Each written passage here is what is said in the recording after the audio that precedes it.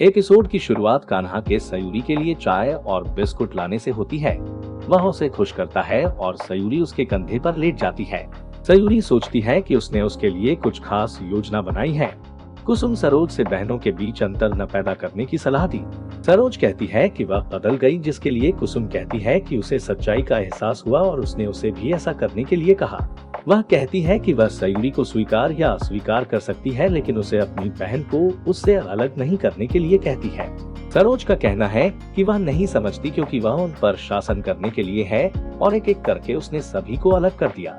वह कहती है कि जिस तरह उसने अपने परिवार को उससे छीन लिया, वह भी उसे अपनी बहन से अलग कर देगी। कुसुम निराश होकर चली जाती है, जबकि सरोज सयूरी को घर से बाहर निकालने की कसम खाती है।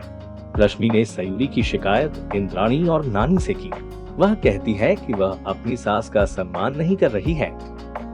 वे उस पर विश्वास नहीं करते और कहते हैं कि सयूरी ऐसा कभी नहीं करेगी। रश्मि कहती है कि जब से उन्होंने बिजनेस में हिस्सा दिया, तब से सरोज के प्रति सयूरी का नजरिया बदल गया।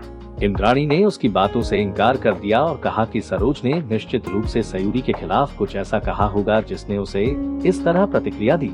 वह कहती है कि वह सयूरी के व्यवसाय को संभालने से खुश नहीं होगी और इसलिए उसे उसके खिलाफ बहस करने के लिए उकसाती है।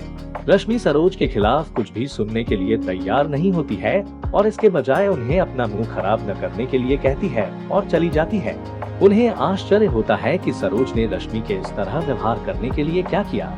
सयूरी को एक बुरा सपना आया जहां वह रश्मि से उसकी बात सुनने के लिए विनती करती है, लेकिन रश्मि उसके खिलाफ हो जाती है। सरोज सयूरी से कहती है कि वह धीरे धीरे कान्हा सहित सभी को उससे अलग कर देगी। सयूरी चौंक उठी और भगवान से प्रार्थना की कि कान्हा और उसके परिवार को उसके जीवन से अलग न करे। अगली सुबह कान्हा के वहां आने पर सयूरी परेशान हो जाती है। वह उसके साथ कॉलेज जाने के लिए मजाक करता है। जब सयूरी पूछती है कि क्या उसे वह सब याद है जो उसने कहा था, कान्हा का कहना है कि वह इसे नींद में भी याद रखता है और उसे चिंता न करने के लिए कहता है। सयूरी बाहर आती है और एक पत्र का इंतजार करती है। जाने से पहले वह पत्र लेती है और कान्हा को देती है।